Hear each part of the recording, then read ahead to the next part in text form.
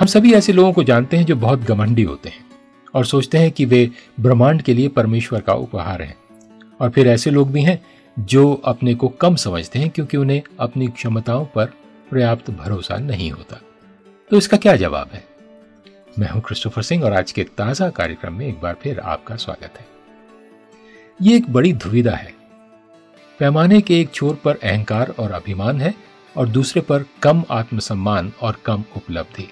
और फिर ऐसे लोग हैं जो संतुलन को सही पाते हैं, प्रभावी जीवन जीते हैं और अपने आसपास की दुनिया को प्रभावित करते हैं। तो आप सही संतुलन कैसे प्राप्त कर सकते हैं? बाइबल में लिखा है 2 कुरिन्थियों उसका 3 अध्याय 4 और 5वें वचन में, हम मसीह के द्वारा परमेश्वर पर ऐसा ही भरोसा करते हैं। ये नहीं कि हम अपने आप से इस योग्य हैं कि अपनी ओर से किसी बात पर विचार कर सकें, पर हमारी योग्यता परमेश्वर की ओर से है।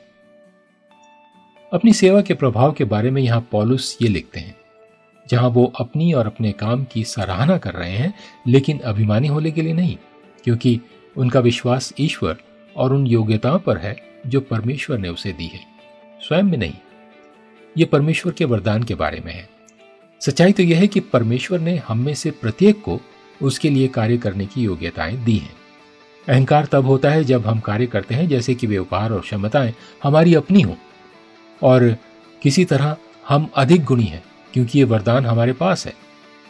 लेकिन पैमाने के दूसरे छोर पर ऐसे लोग हैं जो अपने परमेश्वर द्वारा दिए गए उपहारों को कमतर आंकते हैं और अपनी दैवीय रूप से दी गई क्षमताओं को बिल्कुल नकार देते हैं।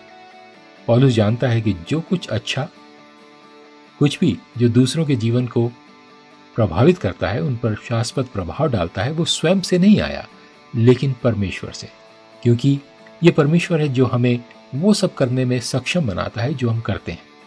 इसलिए वो करें जो परमेश्वर ने आपको करने के लिए सक्षम बनाया है, ना कुछ ज्यादा और ना कुछ कम। ये उसका ताजा वचन है आज आपके लिए।